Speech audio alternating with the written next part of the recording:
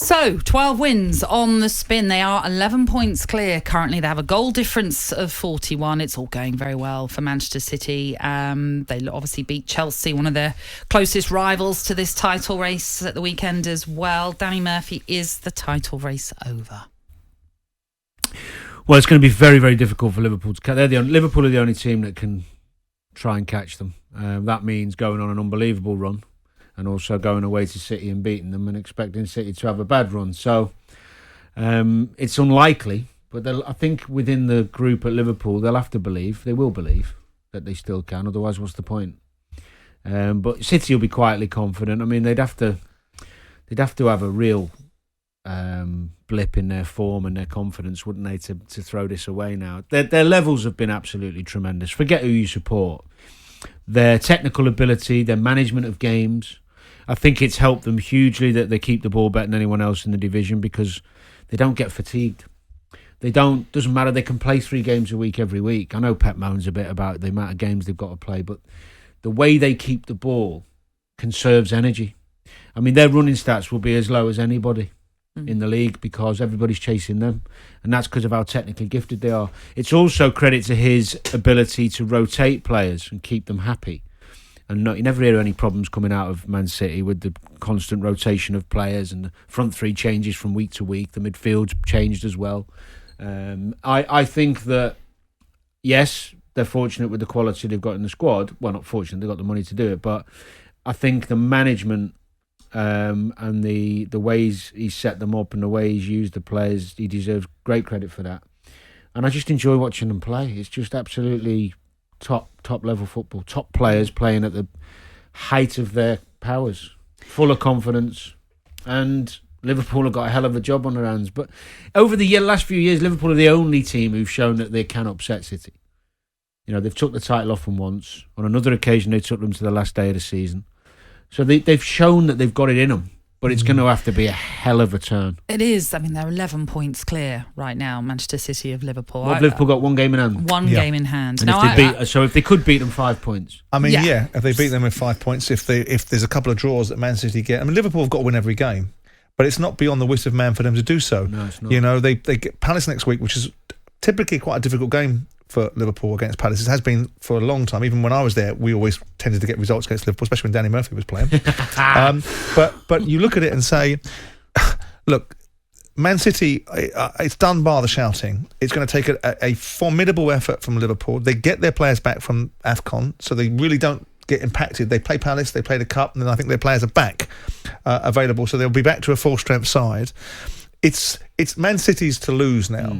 You know, if we run the argument that Liverpool and Chelsea are disruptors to Man City's world, you know, like Amazon are disruptors to the high street, you know, I'm not sure that's right, because last year when Man City were desperate to win the Champions League, Chelsea won the Champions League.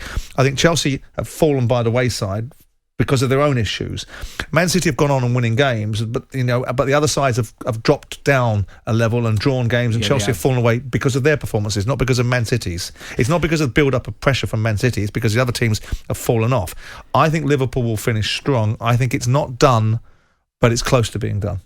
Draws have been costly for both Liverpool and Chelsea, actually, because you look at the win column. Manchester City won 18 games, which is 5 more than Liverpool and 6 more than Chelsea. Looking at that game in particular, though, on Saturday between Manchester City and Chelsea, you had 2 £100 million men on the pitch with Jack Grealish.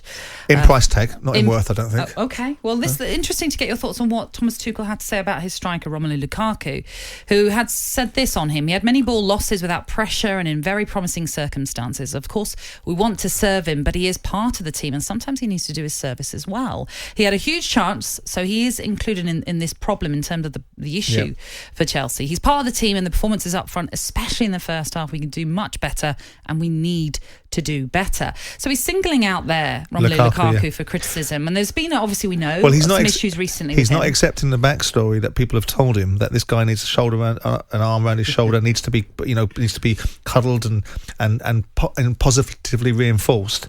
I think it's an interesting way of going at it. My first reaction was, I like everything about Thomas Tuchel. I like the way he's handled the situation, but I'm not sure what the point of that was.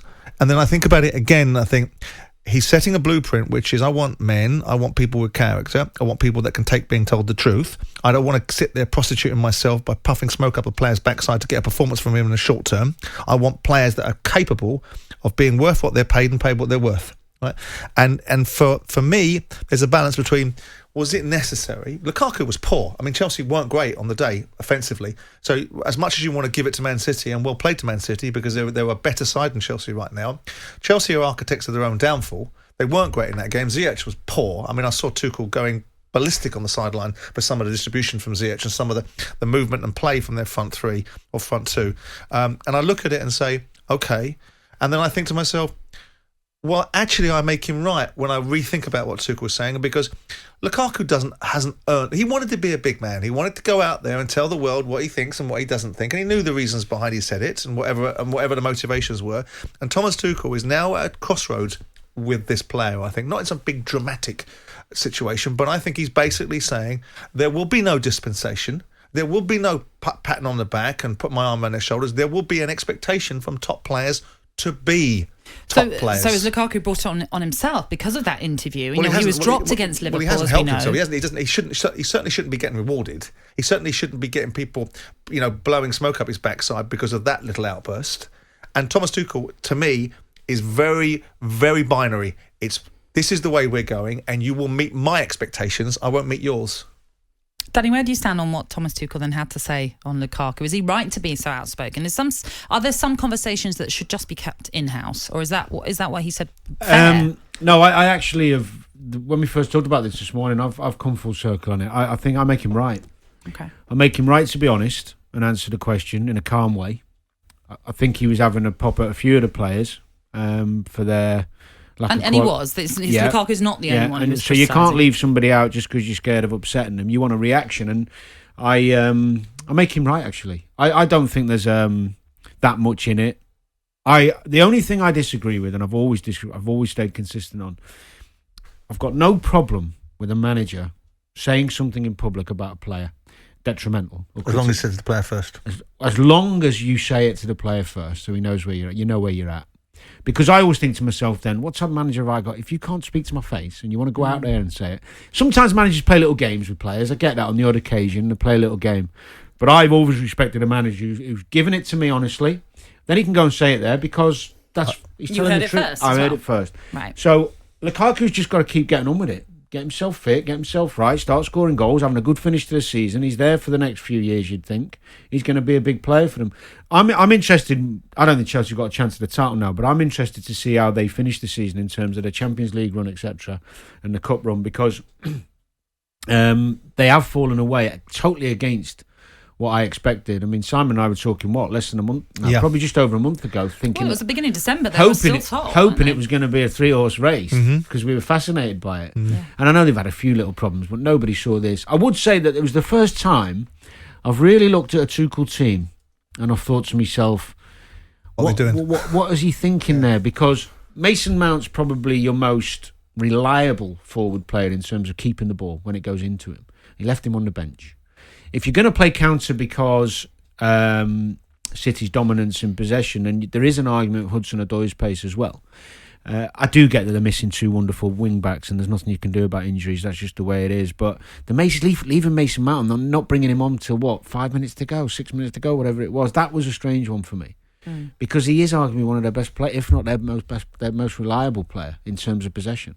So that was a strange one. But I don't see a problem for Chelsea in terms of long term with Lukaku. I think it's just a case of getting him fit. But as you said, the Premier League is gone for them. That's not something for them to contend now. It's an interesting dynamic now. I mean, Tuchel is a slightly different animal than he was last year, and the dialogue and the narrative coming from him is slightly different. And I wonder if he doesn't deliver any outcomes this season, if Chelsea finish third or second, don't win the League Cup, which I don't think anyone's going to say is a salvation of a job, get knocked out of the Champions League, I wonder if his job will be retained, because the blueprint is you have to win meaningful stuff every time, otherwise you don't get to stay in situ. So the League Cup wouldn't be enough? I'm not advocating for that. No, I think but he's for a great you manager. And what you know of Chelsea, the League Cup wouldn't be enough. No, I don't think so.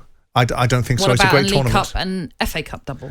Well, yes, you can run that argument, and you can run the argument that managers have been successful at Liverpool when they won three cups, but it was always about winning the bigger tournaments, the Premier League and the Champions League, that define the direction that clubs really want to go in. And Chelsea aren't just a club; they're a money machine that buys players, and whether they like it or they don't like it, and whether they balance the books and they sell academy players because they bought them all in the first place from everybody else's academies, then you can run that. But they still spend £200 million pretty regularly until they get sanctioned and they can't buy players for a period of time. So they are built and paid to win things.